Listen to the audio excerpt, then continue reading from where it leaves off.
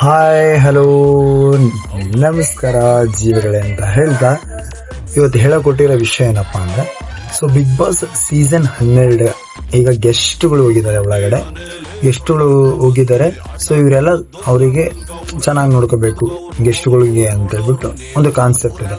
ಈ ಕಾನ್ಸೆಪ್ಟ್ ಅಲ್ಲಿ ಒಂದು ಕಾವ್ಯ ಏನೋ ಒಂದು ನಮ್ಮ ಹತ್ರ ತಲೆಯಲ್ಲಿ ಬುದ್ಧಿ ಇಲ್ಲ ಅನ್ನೋ ಒಂದು ವಿಚಾರಕ್ಕೆ ಅಶ್ವಿನಿ ಮೇಡಮ್ ಅವರು ಮಾಡಿದ್ದು ಪಕ್ಕ ಸರಿ ಇದು. ಯಾಕೆಂದ್ರೆ ಅದು ಅಶ್ವಿನಿ ಮೇಡಮ್ ಅವರು ಕರೆಕ್ಟ್ ಆಗಿ ಮಾತಾಡ್ತಾರೆ.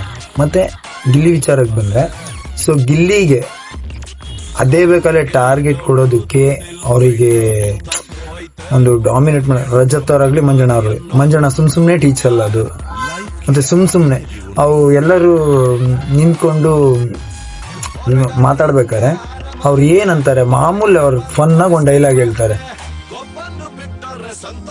ಎಲ್ಲ ಸೂರ್ಯವಂಶದ ಕುಡಿಗಳು ಬಂದ್ರೆ ಅಂತ. ಅದನ್ನೇ ಒಂದು ದೊಡ್ಡ ಟಾರ್ಗೆಟ್ ಮಾಡೋದು, ರಜತ್ತು ಎದೆ ತೋರಿಸ್ಕೊಂಡು ಬರೋದು ಏನಿತ್ತು? ಏನು ಇರಲಿಲ್ಲ. ಅದು ಸಿಂಪಲ್ ಆಗಿ ಮುಗ್ದೋಗ್ತಿತ್ತು. ಅವ್ರು ಏನ್ ಗೆಸ್ಟ್ಗಳ ರೀತಿ ಫಸ್ಟ್ ಆಫ್ ಆಲ್ ಅವ್ರಿಗೆ ಏನಕ್ಕೆ ಬರ್ತಿಲ್ಲ. ಇಂಥವರೆಲ್ಲ ಗೆಸ್ಟ್ಗಳು. ಬಟ್ ಯಾರಿಗೆಲ್ಲ ಇವರು ನೋಡ್ತಾ ಇದೀರಲ್ಲ ನೀವು ಬಿಗ್ ಬಾಸ್, ನಿಮಗೆ ಯಾರಿಗೆಲ್ಲ ಎಷ್ಟು ಬೇಜಾರಾಗ್ತಾ ಇದೆ ಇವ್ರು ಬಂದಾಗಿಂದ ಎಂಟರ್ಟೈನ್ಮೆಂಟೇ ಇಲ್ಲ ಅನ್ಕೊಂಬಿಡಿ.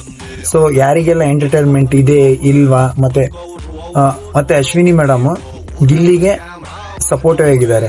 ಇದೇ ತರ ಅವ್ರು ಇಬ್ರು ಚೆನ್ನಾಗಿರ್ಲಿ ಸಪೋರ್ಟಿವ್ ಆಗಿ ಅಂತ ಅದನ್ನು ಹೇಳ್ತಾ ಇದೀನಿ. ಮತ್ತೆ ಮೋಕ್ಷಿತಾ, ವಯಸ್ಸಿಗಾದ್ರೂ ಬೆಲೆ ಕೊಡಮ್ಮ.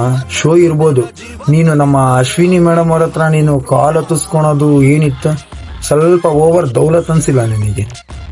ಎಲ್ಲ ಕ್ಯಾಮ್ರಾಗಳು ನನ್ನ ಕಡೆನೆ ಸ್ಕ್ರೋಲ್ ಆಗ್ತಿರ್ತವೆ ಅಂತನ? ದೊಡ್ಡವ್ರಿಗೆ ಫಸ್ಟ್ ಮರ್ಯಾದೆ ಕೊಡೋದು ಕಲೀರಿ ಫಸ್ಟ್. ನಾನು ಹೇಳಿದ್ದು ಯಾರಿಗೆಲ್ಲ ಸರಿ ಅನಿಸ್ತಾ ಇದೆ. ಮತ್ತೆ ಗಿಲ್ಲಿ ಮಾಡಿದ್ದು ಏನ್ ದೊಡ್ಡ ತಪ್ಪಿದೆ, ಮತ್ತೆ ಅಶ್ವಿನಿ ಮೇಡಮ್ ಅವ್ರು ಮಾಡಿದ್ದು ಎಷ್ಟು ಸರಿ, ಪಕ್ಕ ಅದು ಸರಿನೇ. ಮತ್ತೆ ಈಗ ಮೋಕ್ಷಿತಾ ನಮ್ಮ ಅಶ್ವಿನಿ ಮೇಡಮ್ ಅವ್ರ ಹತ್ರ ಕಾಲ ಹತ್ತಿಸ್ಕೊಳ್ಳೋಂಥದ್ದು ಏನಿತ್ತು?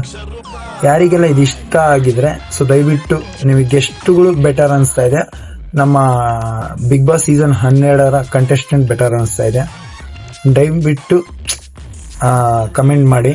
ಮತ್ತೆ ಜಾನ್ ಕನ್ನಡಿಗ ಯೂಟ್ಯೂಬ್ ಚಾನಲ್ ಮತ್ತೆ ಇನ್ಸ್ಟಾಗ್ರಾಮ್ ಪೇಜ್ನ ಫಾಲೋ ಮಾಡಿ, ಸಪೋರ್ಟ್ ಮಾಡಿ ಜೀವಗಳೇ. Love you all.